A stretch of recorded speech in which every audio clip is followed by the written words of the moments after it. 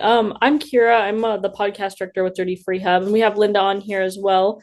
And just for those of you who might be newer to Dirty Free Hub is a nonprofit organization, and we work to really educate and connect people to where they're riding. So we're not just a website full of routes and ride guides. We're a lot more than that. We have a lot of social missions that are really about connecting to various different things, whether it's the people and places we're riding by, the wildlife, the local economy. So we do a lot more than just routes.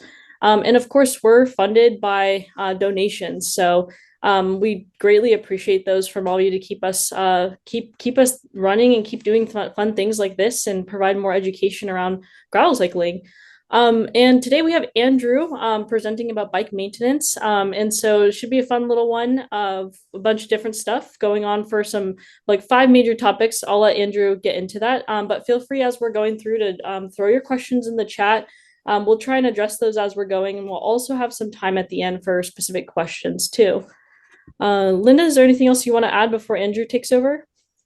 No, just what's been one of your recent favorite podcasts that you've worked on, Kira? I know you've done a lot, so why don't you just talk for a second about that? Oh yes. Well, it's still kind of all access. This is a good one. All access has been some of my favorite ones to do because I've had so many different stories. At Dirty Free Up, we're kind of doing a newer thing called all access, which encompasses a lot of different things, but mainly providing shorter routes.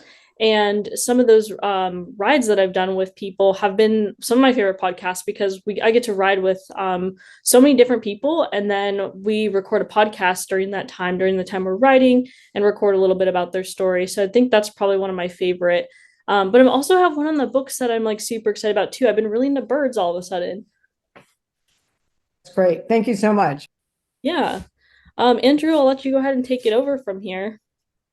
All right, so thanks very much, Linda and Kevin. I'm not sure if you're on, but thank you very much for in asking me or inviting me to do this topic. And Kira, thank you for suffering through my intricate requests to make sure that we had this right before we went live. So thanks for that. I really appreciate it. And I was just hearing talk about Dirty Free Hub. It makes me think of my first sort of exposure to Dirty Free Hub. And it was funny, I was sitting at the lodge, the cross-country lodge, the Nordic Center Lodge, talking with a woman that was in a class with me. And she asked me if I ride gravel. And I said, yeah. And I wish I could find some website that had all the local good gravel rides. And this is right after we moved to Bend, 8 years ago. And this woman, she said, oh, well, you should check out Dirty Free Hub. We're riding with them this Saturday. And so that was my first exposure to Dirty Free Hub. And it's been great. So today we're going to talk about bicycle maintenance and MacGyvering. Next, please, Kira. Yeah, so just a quick intro about me. I started riding nice road bikes when I was 11. My bicycle mentor was the brother of my babysitter, who happened to be the first American to ever ride the Tour de France. And he, at a very young age, convinced me that I needed to have an Italian bike with sew-ups. And he helped me get my first good bike. So thank you, John Boyer. I was an early tubeless adopter. My first efforts was before Stan's products were out, and it involved cutting down a inner tube and using that as an integral valve stem and some latex paint, and it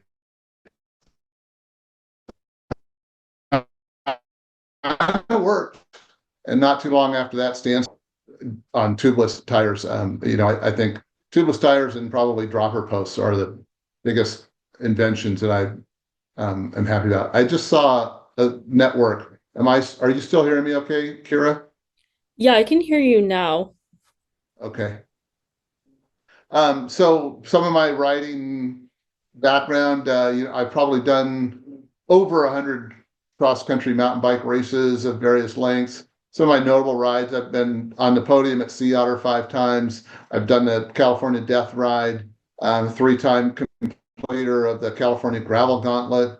5-time Rebecca's Private Idaho finisher, a Reno to Mendo off-road epic, which is an insane event put on by my friend Murphy Mack, the Tahoe 100, the Leadville 100, and I got into gravel cycling in 2012. My wife and I are both, we both belong to the N+1 club, which is how many bikes you should own. And N+1 is, N is the number of bikes you currently own, and +1 is how many you should own. So she came home from a bike shop in 2012 and said, I think we should get one of these bikes. We should get a couple of these bikes called Salsa Vallas. And I said, what the heck for? I just didn't understand. I didn't get it at first. And they weren't even called gravel bikes. They're called adventure bikes then. And, but she prevailed. We got 2 Vallas. We still have them, although we've upgraded. Yeah, I guess I've never looked back on gravel riding either. So next, please. Who's this presentation for? Ideally, I think people that I'd like to help people sort of build confidence in their abilities to maintain and fix their bike. I think it's confidence that holds a lot of people back. Most of the systems on a bike are not that complex. It just takes some confidence and some tinkering and some trying and maybe some YouTube videos. So new riders, especially gravel riders that are new to bicycle repair, riders that might be looking at the next level of maintenance and repairs that they can handle, and hopefully there's some fellow MacGyvers that have got some MacGyvering stories to share. Next, please. So what we're going to cover, I'm going to break the various systems of a bicycle down into 5 sort of systems, if you will, that require maintenance and sometimes field repair and diagnostics. We'll talk about basic maintenance, diagnostics, and repair skills that I think every rider should know or aspire to learn. We're not going to get into the nuts and bolts and details of it too much. It's just too broad, but hopefully I'm giving people some places to start looking and researching, and I'll say anything. I'll talk about what I have in my on-bike repair kit, and then share some stories of notable field repairs, fails, and successful MacGyvers, and then hopefully at the end, plenty of time for sharing Q&A. Next, please, Kara. Your audio cut off a little. Do you want to maybe try turning off your video and we can turn it back on after the PowerPoint? Turn off my video? Yeah, sure. Yeah, I know Okay, that we'll helps try that. sometimes. Awesome, Yeah. thank you. Okay. So I think you skipped one. Go back, please. Oh, okay. I'm wrong. Yeah. Okay. Yeah. So what I'm not going to cover, if it comes up, fine. But carbon versus steel, stands versus orange sealant, tire pressure. That we people talk those to death. There's no way you can get through those topics in 55 minutes. Someone brings them up, great, but you won't hear them from me. Next, please. Okay, so breaking it down. I want to talk about the 5 systems on a bike, right? Tires, and specifically, or more centrically, tubeless tires. And I separate tires from wheels. They're 2 different systems, and the tubeless tire system is something that needs to be addressed on its own. We'll talk about wheels and hubs, brakes, drivetrain, and possibly a little bit about bottom bracket and steering head. Next, please. So with each one of those systems, I'm going to talk about some basic maintenance and some diagnostic skills and tricks, and hopefully maybe some sharing from the audience. So I'm going to call this stuff that every rider ought to know, or because I don't want to shame anyone, aspire to learn if you want to be sort of a self-sufficient rider, especially if you want to go out, gravel riding or mountain biking where you're, off the beaten path. Next, please.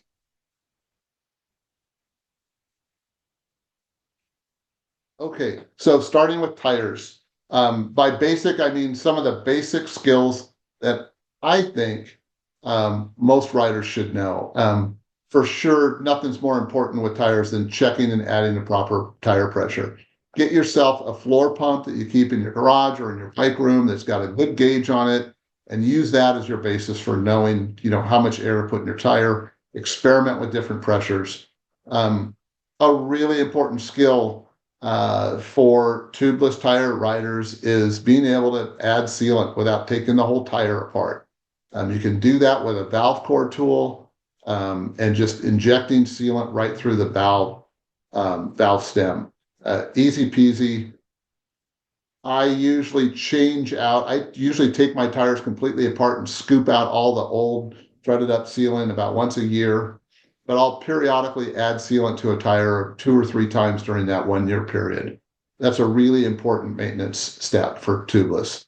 And even if you're riding tubeless, you really ought to be able to change a tire with a tube and be able to break down a tubeless system and install a tube, because there's times when that is the difference between riding home and walking home, is knowing how to convert in the field from your tubeless system to a tubed system.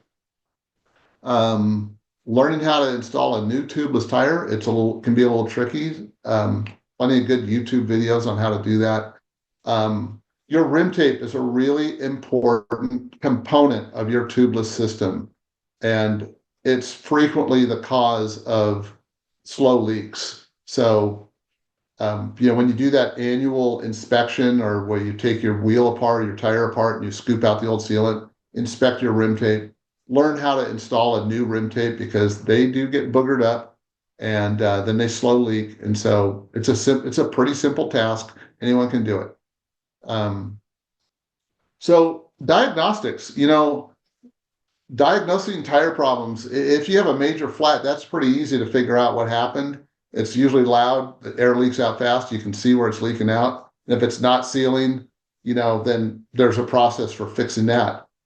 But more commonly, the problem is you've got a slow leak, and you pump it up, you ride 2 or 3 miles, and you got a soft tire again. And so, out in the field, how do you sort that out? For lack of a better word, spit on that thing, right? You're out in the field, you don't have your soapy water or anything like that. Just put some spit, starting with the valve core and the valve stem. That's a common place where you get leaks. And so if you're getting some bubbles there, then try adjusting that valve and where it seats. If you're getting some bubbles at the valve core where it screws in, hopefully you've got a valve core tool and you can tighten that.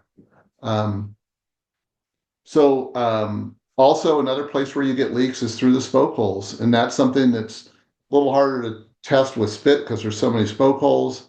But usually the spoke holes that are leaking are the ones that are close to the valve stem. And if you get some leaks there and you're out in the field, that's probably time to put a tube in, because that's going to be a tough thing to fix. It's usually a function of a bad rim tape, or a defective rim tape. So, hey, Kira, are there any questions so far, just on tires, especially tire diagnostics? I don't see any yet, but I can let you know. All right. Now let's go on. So wheels and hubs, there's a couple things that you ought to be able to do in terms of home maintenance and also out in the field. For sure, pretty much every time I get on my bike, I'm going to inspect my wheels for bearing play. And all that is just wiggling the wheel back and forth. And if it feels like there's play, or it's kind of clunking, that's probably a bad bearing, and probably something you ought to address right away. That might be something that's within your capability, and it might be time to take it to the bike shop. But that's a really good habit to get into. Just wiggling those wheels to make sure they're solid in there, and there's no play in the bearings. I think everyone ought to be able to quickly remove and replace their front wheels. About every third ride, I check for spoke tension, and that's real easy, just sort of squeezing each pair of spokes together all the way around the tire. And then if one of them is grossly loose, you'll feel that. And a spoke tool, you can just tighten that up just a little bit, just to get that slop out, but it might be time to true your wheel, and that's a more advanced skill. You may have those skills, or that may be something to take the bike in for, something to go on YouTube and learn how to do it. It's actually not that hard. So, couple things I'll ask the audience here. So let's say you've got you just put your wheel on your bike, and it's kind of loose in the it feels loose. Well, what might be the first thing that you would look at? Anyone?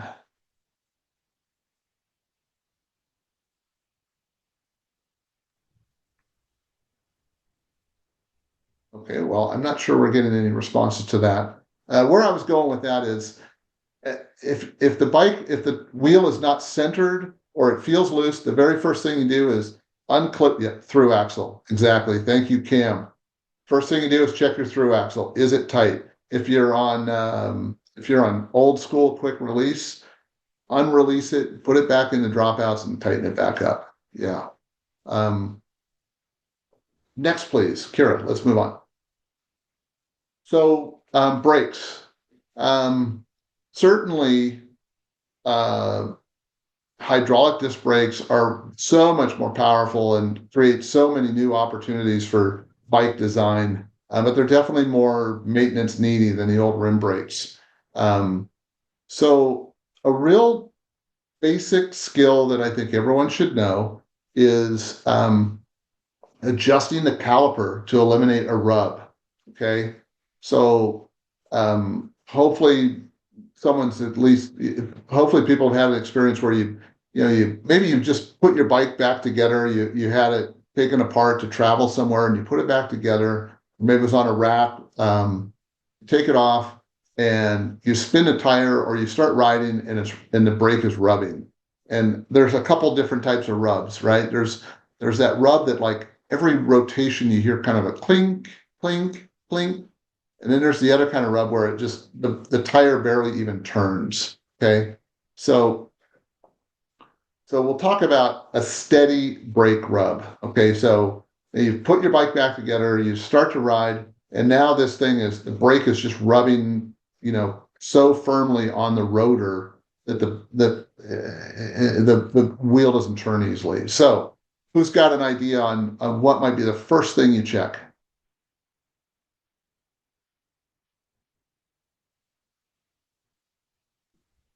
Maybe checking the rotors. Yeah. So the first thing I would do if I've got a serious rub like that is, back to what we talked about before. I want to make sure the wheel is perfectly aligned in the dropouts and that the axle is tight. Okay. So if I've got quick release, I'm going to undo them, put it back in the dropouts, and clamp it back up to make sure that I've got everything aligned properly. And if I've got through axle, I'm just going to make sure it's tight and make sure there's I didn't get any gunk in there when I was tightening up the through axle. That's the very first thing you want to check. Second thing, what are you going to do? Where are you going to look?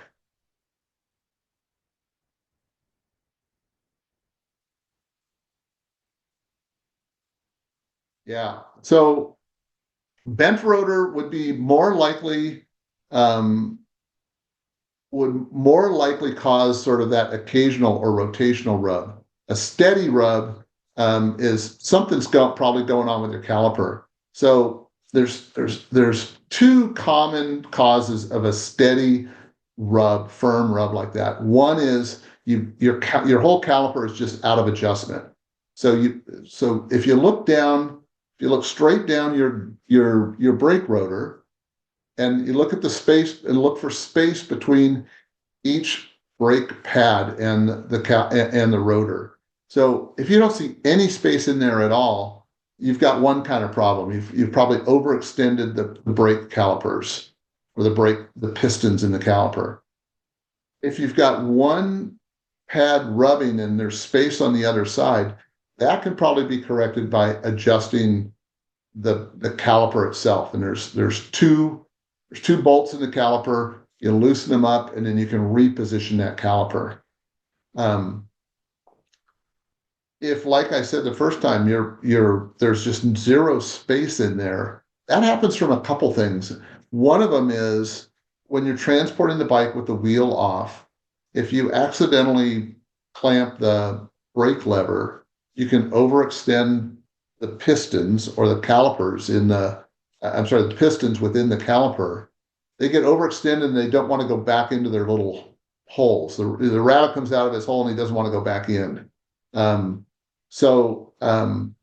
a couple of reasons. One is that you can get gunk in there, and sometimes you overextend them too far. If you clamp that brake lever when the wheel is off, you can actually squirt brake fluid out of the caliper. So if that's the case, if the brake caliper is clamped too far, you can use a tire lever very carefully, a screwdriver, or a tool specifically designed to spread those pads apart. So that's sort of a field repair thing when you don't have any clearance on your brake rotor and just rubbing. So another thing that sometimes happens with your brakes is you get air in the line. A lot of these bikes do not like to be hung upside down. So if you store your bikes upside down, say in a garage, or even vertically, sometimes the air sort of travels through the system and then can cause sort of a weak lever where you squeeze the lever and it goes all the way to the handlebars, and you don't get any brake function. So first thing you can do is repeatedly squeeze that brake lever and hopefully get some pressure back. If that works, great. If it doesn't, then you may either need a brake lead or you may just have low brake pads. And I will say, checking your brake pads often and changing them early is a really good habit to get into. A big rider on hilly terrain can wear out the brake pads on a gravel bike very quickly, and especially if you're in wet conditions. So you'd be surprised at how fast you can wear out a brake pad.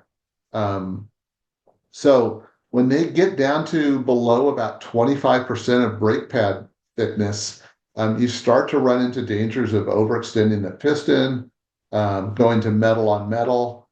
And I can just tell you, it's so much easier to change a set of brake pads before they're completely wore out. So it's a really good thing to get in the habit of inspecting. When I travel for rides, I always have at least one extra set of brake pads. I've always got an extra set of brake pads in one of my toolbox drawers. So questions about brakes? Andrew, there's a question. What to do if my brakes are squealing or really loud? Yeah, so I'm curious if that person's here in Central Oregon, because that's a real common occurrence because of the volcanic dust that we have around here. So a lot of times brake pads, that squeal that you get is a function of, assuming you've got fresh brake pads, assuming you're not metal on metal, but if you got fresh brake pads and you're getting a lot of squealing, some isopropyl alcohol, rubbing down the brake rotor with isopropyl can clean up that rotor. Sometimes you get tarnish on that rotor, and then another way to sort of clean that up and sometimes eliminate that is you take your pads out. If they're fresh, take the pads out, and with some emery paper or some very fine grain sandpaper, you can sort of buff up those brake pad surfaces. They sometimes get burnished also, like a long downhill where they really heat up. They'll get sort of hard and burnished, and then they'll squeal a lot. So usually a squealing brake is either dirty dust in there, dirty rotor, or you've got your brake pads need a little bit of cleaning. Are there issues with storing bikes that use cable brakes upside down too? Cable brakes. So if you've got mechanical or cable actuated brakes, I can't imagine what would be an issue with hanging it upside down, other than if you left your water bottle in the cage, then it's probably going to drip.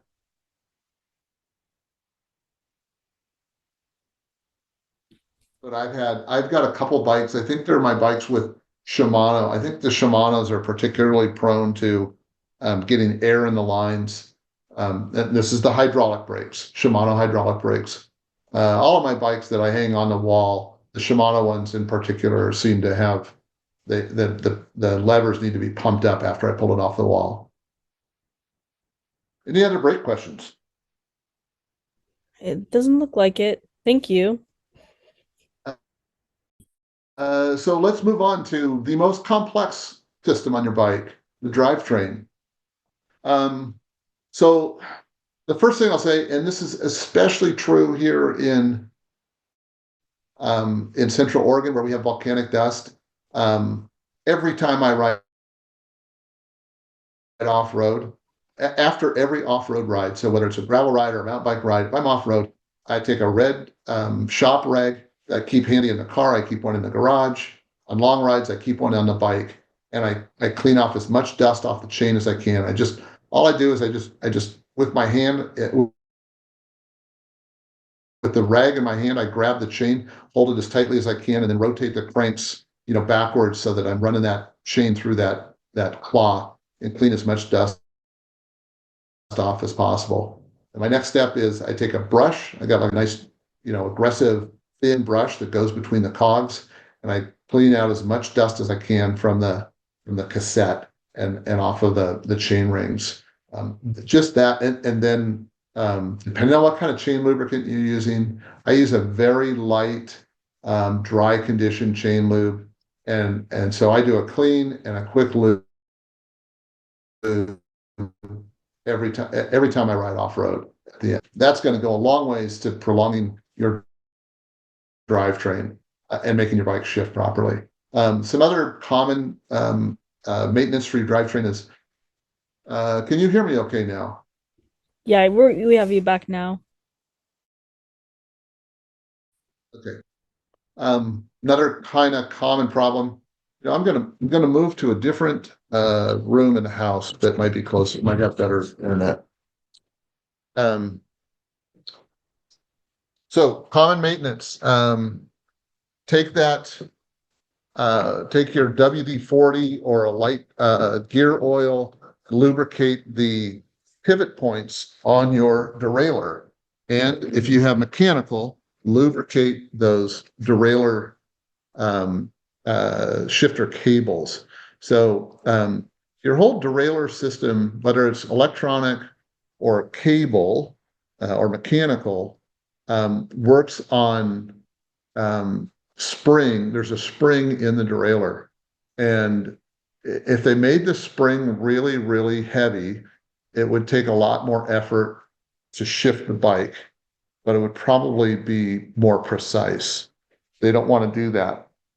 So you have a light spring in that derailleur, and then especially with mechanical systems, you have this cable running through the bike, running through housings that overcome that tension in the derailleur, and that's how the derailleur moves around. You put tension on the cable, and it pulls the derailleur in one direction, and then you let tension off, and it moves it in the other direction. Well, if those cables get gunked up, that spring isn't strong enough to overcome that friction that's developed, and that's why you have shifting that is slow, doesn't go into the gear easily. If you've got mechanical shifting, lubricating the shift cables will make them last a lot longer and make your bike a lot happier. I said I would talk about derailleur and shifter batteries early on, where Linda and I were talking. And if you're running an electronic system, electronic shifting, most of the systems now have both a derailleur battery and a shifter battery. And I will say that my wife and I found out about this the hard way. I think most people are familiar with their derailleur battery, and every so often you have to charge that up. But there's for each shifter. For most electronic shifters, there's a tiny little watch battery, or one of those little wafer batteries in the shifter that's important also. those things have a shelf life of about a year. And so, um, we found out the hard way. We thought we had a fully charged up battery for the derailleur. And sure enough, if my wife was on a multi-day event, and the second day her bike wouldn't shift, and it was a function of that little watch battery in the shifter going dead. So I think a really good routine maintenance for electronic shifters is once a year change that watch battery out, whether it needs it or not. Okay, next. So, sorry, Kira, not next.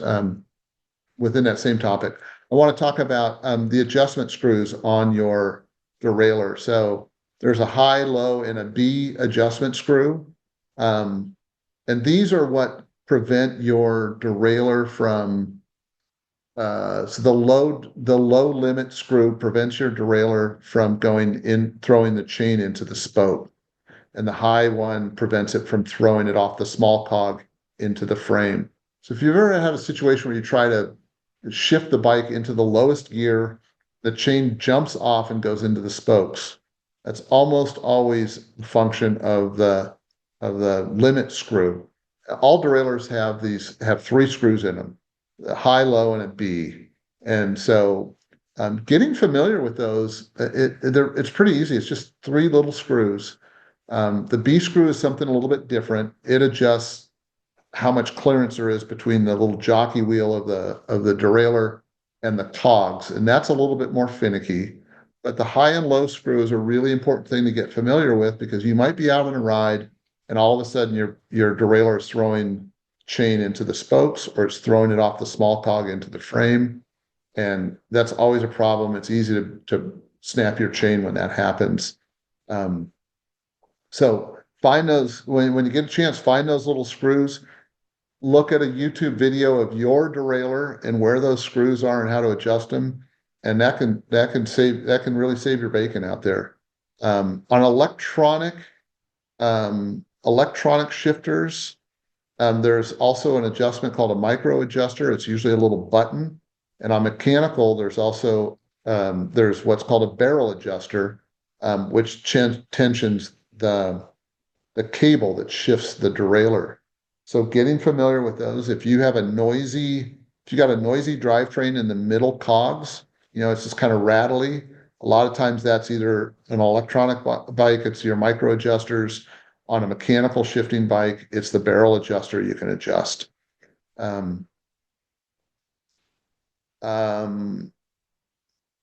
So let's say, this is a question for the audience now. Let's say you've figured out that your derailleur is nicely aligned. It's not rattly in the middle gears, but it just overall is shifting poorly. It's otherwise lubricated. You've got fresh cables, and where is the first place that you would look? How might you look at that derailleur in your cog set to figure out whether it's working properly or not?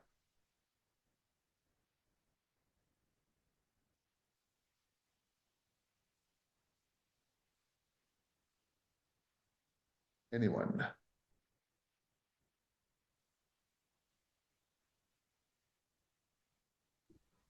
So yes, chain stretch can be one of the things that causes you to have poor shifting quality, or sometimes it'll stick. Alignment of chain to cogs, perfect. Yeah. So here's a way. Unfortunately, the video, I don't think we have enough bandwidth for me to run my video and talk. Otherwise, I had some demonstration tools, but here's what I do when I start having shifting problems. First thing I do is I shift the derailleur to one of the middle cogs, like cog 4, 5, or 6. I get in the back of the bike and I look at the alignment of the jockey wheels on the derailleur cage and how that lines up with the cog that the chain is on. And they should be almost perfectly aligned. And if the derailleur is sort of moved outside or inside of that cog, that's something you can fix with the barrel adjuster or with your micro adjuster. So another problem is a bent derailleur hanger. And the way I diagnose that is I shift the bike into the tallest cog or the largest cog, which is the easiest gear to pedal.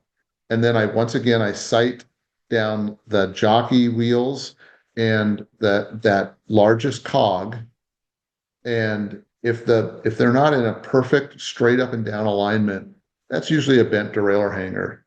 And a bent derailleur hanger, bent derailleur equals end of the world.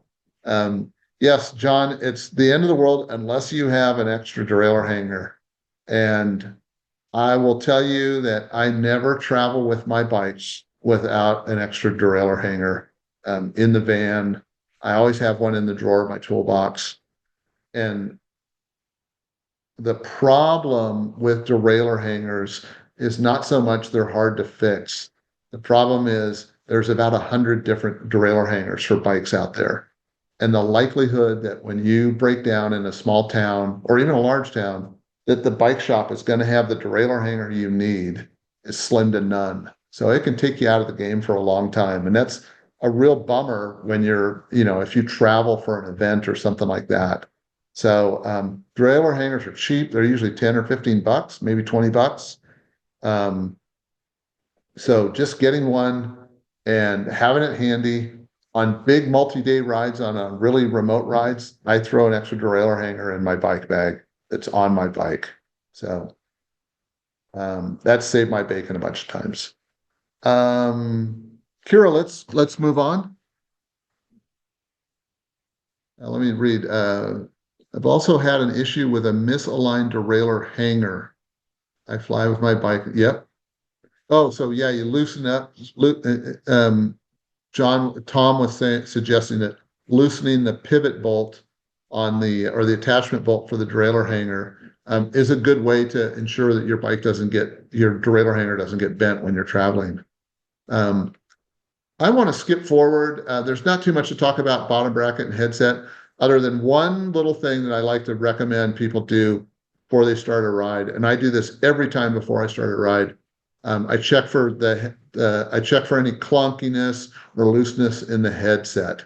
It's real easy to do. You clamp your front brake and you just rock the bike back and forth against the front brake. And if your headset is loose, it's going to clunk.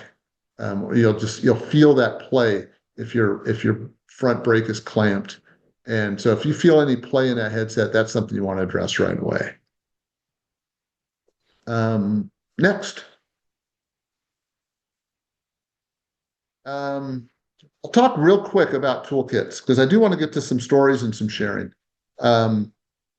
So one way to deal with a toolkit is to go down to REI or to your bike shop and buy the biggest or coolest looking bicycle multi-tool that's there. The problem with that is it may or may not work for all the stuff on your bike.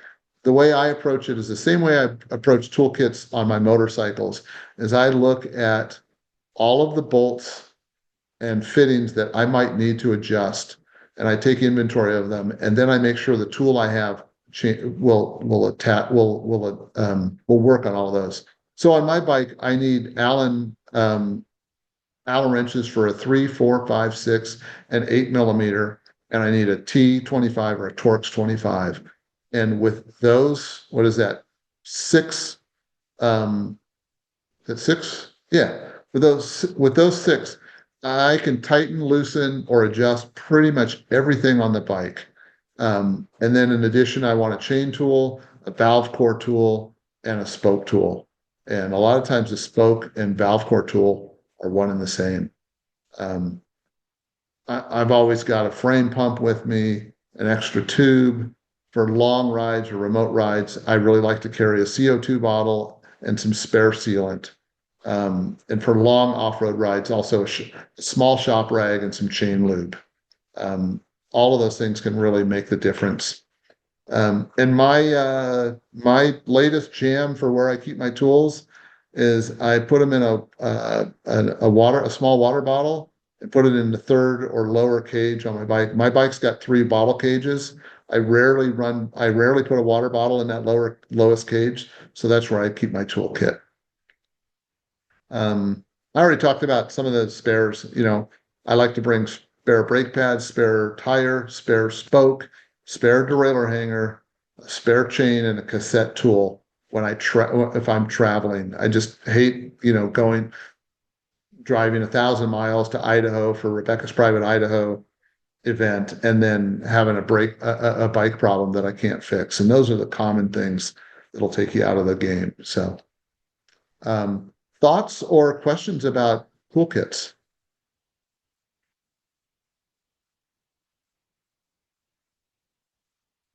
Yeah, cleaning wipes. Yep, great one. Gravel Girl, what do you carry on the ride? Linda, what do you mean by that? Well, you were talking about what you're carrying when you're traveling, but I mean, if you're going to go out and do a really remote ride, what are you carrying with you? Yeah, so if you look on the slide 1B, so for longer rides, I make sure I've got a CO2 bottle. Even though I carry a frame pump, I want to carry a CO2 bottle so I can reseat um, a tubeless tire if it pops off the bead. I like to carry some spare sealant, a shop rag, a very small shop rag, and one of those. I like those single serve chain lubes. You sometimes see them at events. And like whenever I see those laying out at bike events, I grab a few of them because I like to keep one on the bike. Around here, like I've said, with the volcanic dust, sometimes your chain can be running really poorly, and it just needs a cleaning. Pair of pliers is really handy. I have a very small multi-tool that on big remote rides, I like to make sure someone's got a pair of pliers. Sometimes you need to pull something out of a tire that you can't otherwise.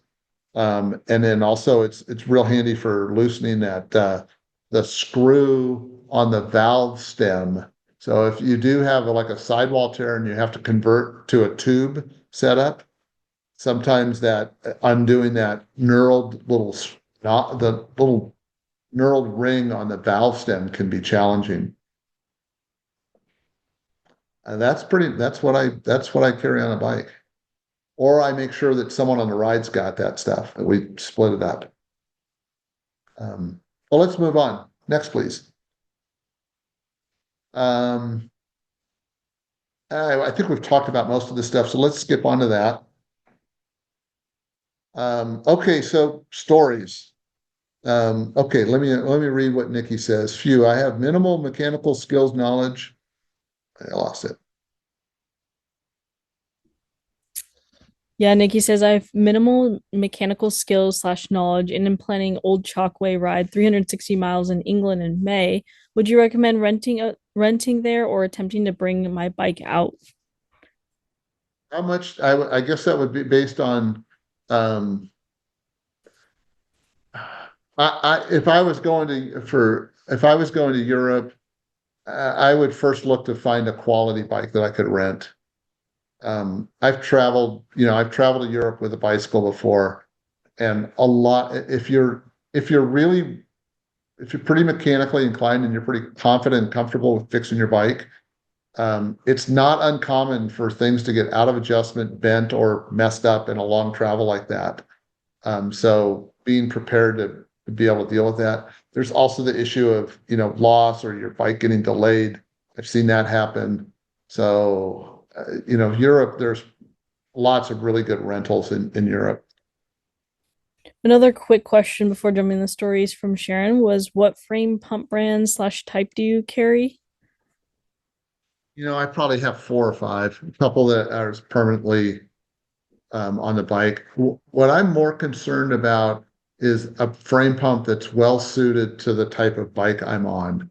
So if I'm on a road bike, I want sort of a smaller, skinnier pump that can really go high in pressure. If I'm on my mountain bike with 2.5 inch, 255 tires on a 29er, I want a pump that is fat and moves a lot of air and doesn't have to go up such high pressure. For my gravel bike, I kind of split the middle. So, you see some of these like road riders, they've got like these really teeny little, carbon fiber pumps that are super small. And if you're trying to pump up a mountain bike tire or a gravel tire with one of those, it might take half an hour. And likewise, if you've got like a kind of a fat, chunky mountain bike specific frame pump or onboard pump, and you're trying to put high pressure in, 70, 80 PSI into a road tire, that's not as easy as well. Linda also asked, do you like the electric pumps that are made for the field? I did get one for Christmas, but I think it'll go in my travel bag, but I don't see myself relying on that. I got it. Times that a hand pump has failed me is I don't can't even remember an incident where that happened. They're just very dependable, and sometimes they take a while, but I just I know I can rely on that frame pump. So I had some stories, so I figured I'd let Linda and Kira pick the ones that you want to hear first. Oh, that's a tough one. Why don't we let's let Linda pick the one she wants to hear. Yeah, I I was think I know thinking which that too, one she. Linda. Maybe people can vote in the chat with which number too, and see if anyone also wants to Okay. participate. I think that's great. I think the group should vote. So Yeah. So what say ye, the people? 2, one, 5, 2, 2, two. 4. It looks like you're all over the map. So Saw a lot of twos, a lot and I of see fours and twos. Okay. Okay. So let's go to another brick in the wall. Okay. So this was on a ride down in Patagonia near the wall, hence the name, brick in the wall. And an individual on the ride had a slow lead, and he kept adding pressure, and a mile later it would be soft again.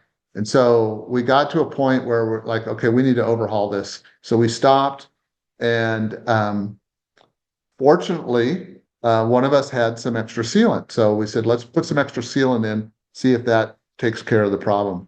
And before I could convince this individual to use my valve core tool, remove the core, and we'd insert the sealant through the valve, he had broken the bead off and was going to put the sealant in that way. And as you might imagine, it's very difficult in the field to reseal tubeless tire or reseat. And so the result was we couldn't get that tire that bead to reseat itself and hold air, even though we put more sealant in. We didn't have a CO2 bottle to use, and the frame pump just doesn't push enough air to pop the bead back on. So the end result was he had to take it apart again, take the whole wheel apart, put a tube in, and convert over to tube and finish, a long ride on a tubed tire. So that could have been very easily been corrected by just inserting sealant through through the valve stem, putting the core back in, and riding on. So instead of a 30-minute and sort of diminished quality of ride because he's now on a tube, we probably could have fixed that in 3 to 5 minutes. So use a core tool and don't break that bead. That's a good one. Those are always tricky sometimes. Okay. What else? I saw a request for 3 back on the chain gang. So my good friend, I don't know if he's on this call or not. I did invite him. My good friend, Rad Roadie Rick Ortenblad. He's a 70-year-old monster on the bicycle. I met him racing bikes 25 years ago. His son is a U23 national champion on cyclocross. His daughter works for a trail alliance in Santa Cruz. Great guy. I invited him up here to do our annual ride where we ride from south of town to East Lake on remote single track. It's called the Swamp Wells Trail and goes up through the Newberry Crater. It's a very remote, very long, very tough ride. It's 45 miles on single track and it climbs 5,000 feet. Lots of rock gardens. We got to about 3 miles from the summit. And once you get to the summit, then it's an easy downhill to the lake, but it's a long 5-hour climb to get there. We were very far away from anyone. We hadn't seen any cyclists in 30 plus miles. It's just not the place you want to break down at. And Rad Roadie Rick broke his chain. So I think there was 5 or 6 riders. There's 6 of us on that ride. So we gathered around. We had a chain tool and a rescue link. We put his chain back together. Pretty short order. Got him riding again. Probably half a mile further up the trail, he snapped it again. He had some kind of problem with the derailleur, that it was shifting wrong and it was snapping the chain. So we broke it again. We had one more link. We put it back together, and sure enough, another 500 yards up the trail, it snapped again. And at least he had figured out why it was snapping. And he said, it's not going to happen again if we can fix the chain. But we were out of rescue links. So does anyone here know how to fix a chain with a chain tool when you don't have a rescue link?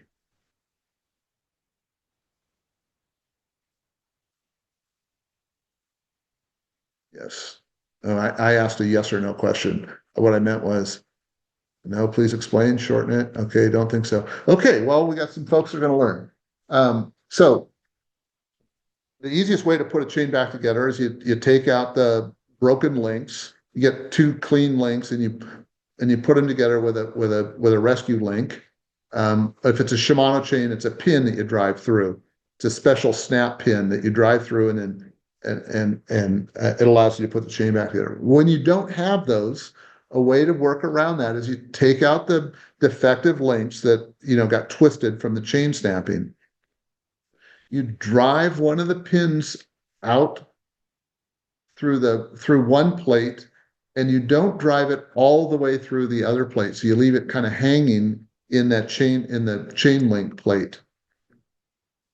Then you can put them together and you can drive that pin back in. It's a process. I mean, I could probably spend half an hour showing someone how to do it. Or you could watch a YouTube video and see how to do it. But it is a great skill to know and learn, because if you carry a chain tool, there's always the possibility that the rescue link that you have won't fit someone else's chain, or you might, like with Rad Roadie Rick, use up all of your links and then have to resort to MacGyvering that chain. It's not a long-term solution, but it did get Rick up to the summit and down to the lake. So it does work. And I'm not sure if I explained that clearly enough, but basically, if you drive the pin all the way out of the chain link till it drops on the floor, it's impossible to shove that pin back in the hole with the chain tool. But if you drive it out until it's just hanging in the outside plate, then you can link the chain back together and you can drive that pin back in. So that's how you do it. How are we doing on time, Linda? We have about 7 minutes left. We had a question come in about a tube question, if you're taking questions again. So let's I'd love to hear anyone share if anyone's got can we go to the audio for someone who wants to share a MacGyver trick? Yeah, we can add them on to our So panel. has anyone got a MacGyvering story they want to tell?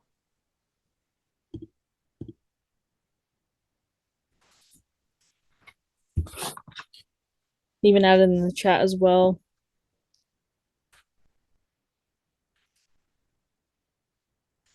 I guess not. Oh wait, how about duct tape? You know what? Yeah. So I see someone talking about fixing a tear in a tire with duct tape. So story number 1 was I get paid to do the wild thing. How much money you got? So I'll try to shorten that up because it goes to fixing a tire.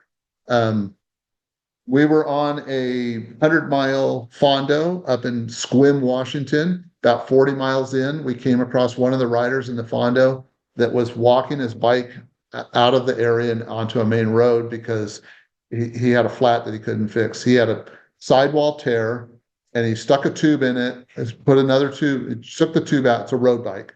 Put the tube in, pumped it up, and the tube immediately burst because it popped through the sidewall tear.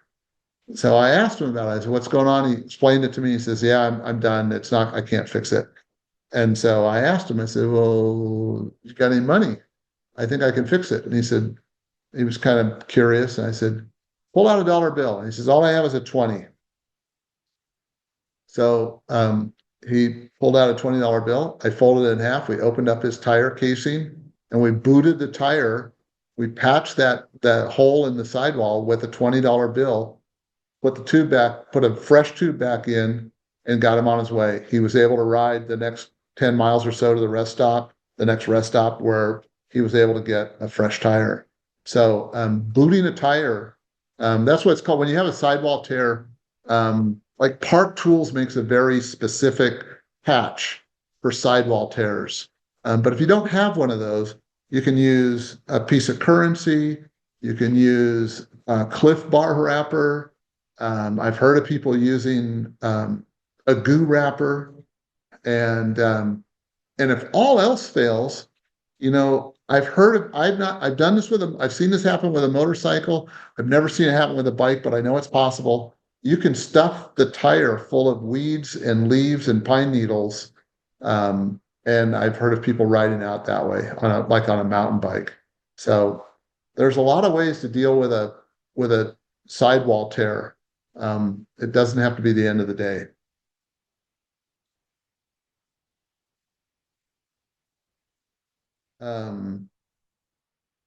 Do I carry zip ties? Yes, thank you.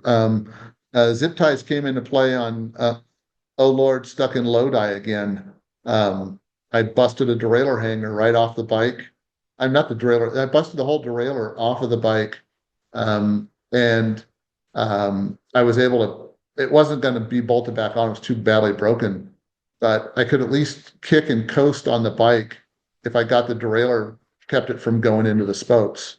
So I strapped it onto the frame, and then I kicked the bike along for about a mile, and then I had about 4 more miles to the finish of that event, and I ended up being towed by my wife the last 4 miles. That was the reason it's April's revenge is because stupidly I gave her a hard time for wearing her Camelback for this big gravel ride that we were doing when there were so many rest stops. And before we left, I said, "Why are you bringing your Camelback?" And she said, "I just want it." And I said, well, I gave her some more heckling about it. And then after mile 125, when my derailleur was broken off of my bike, I had to hold on to that Camelback so that she could tow me the last 5 miles. So yeah, zip ties are a great thing to have for long-term, for big rides. Top 5 major things. I'm sorry, I saw a recap there. Yeah, Andrew, I was just saying, what are the top, so if you were going to give me a quiz to let me know if I'm ready to be in the field remote, what are the top major things that you would say would break and how, and give me a test to say, okay, Linda, Yeah, you know how to change a flat. so What are the top 5? I think tires is the most common. You ought to be able to pretty much do everything in the field with your tires and tubeless setup, with possibly the exception of redoing your rim tape. So just having sort of a process. And when I did the tubeless seminars, several years back, I talked about a diagnostic process when you have a puncture in your tire. The first one is you spin it around and move the sealant around. Hopefully that seals it. And then you get out your plug kit and you plug the hole. And then if that's not going to work, then you convert to tubeless. So I would say number 1 is tires. If you're going to go out and ride and you want to be self-sufficient, number 1 thing you ought to be able to do is deal with tires.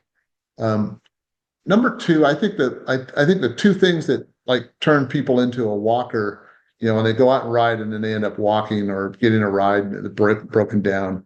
I think it's broken chains and problems with your brakes. And then probably the next one is derailleur. So going back to broken chain, being able to separate that chain, take the bad links out, put it back together with a rescue link is not that tough of a skill.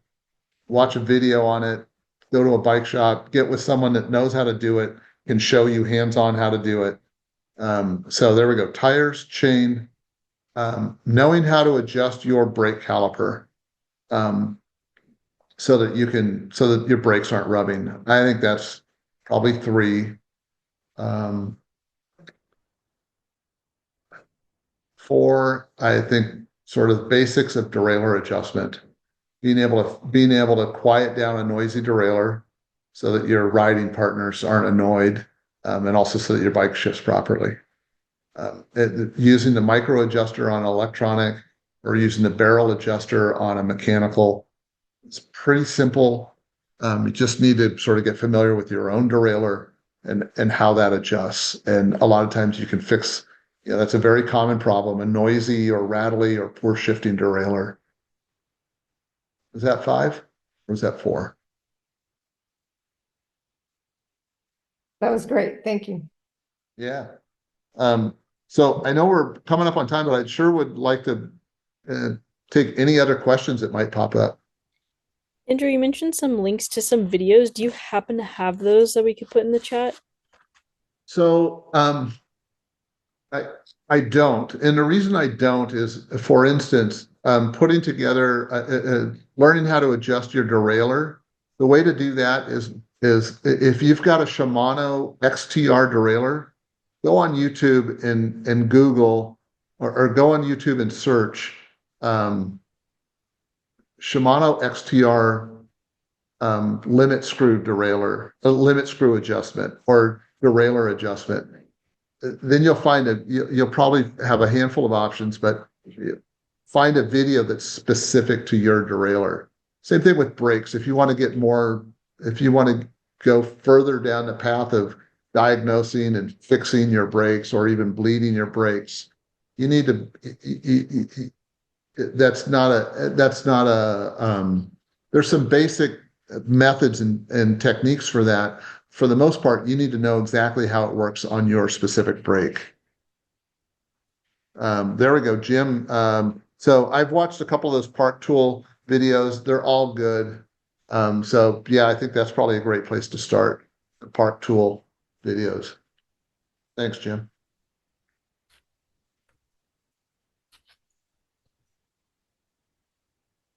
Any other questions? What do we got? How about GCN stuff? I'm not familiar. GCN, what's that? I think it's the Global Cycling Network. Oh, okay.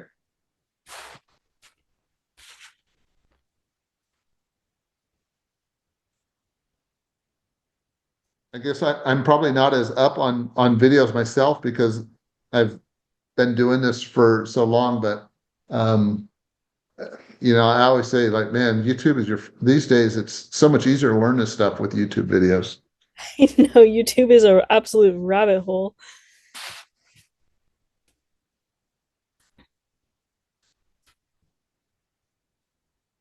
I don't know if we got around to this question earlier, but there was a tube question. With the tube you have to have more inflation, making it redder. Oh, I think someone was just commenting about it. And also, we had another one about going about why not use water from your water bottle? Is spit better to find leaks than water? Yeah. Yeah. It squirts of water on it, and it's very hard to discern whether it's bubbling or whether it's leaking. Spit kind of acts like soapy water, right? Okay. It makes bubbles. And so, yeah, if you don't have soapy water handy, spit works pretty well. If you're near a river or a lake or something like that, and you've got this slow leak, take your wheel off and dip it in the water, and then you can watch for bubbles that way. But just squirting some water on the valve stem not so likely to reveal a slow leak.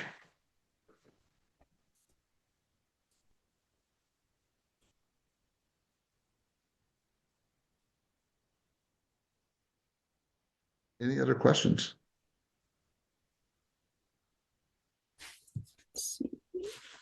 I think that's it. Thank you so much, Andrew, for coming on tonight. This was great, and the extra PowerPoint was awesome too.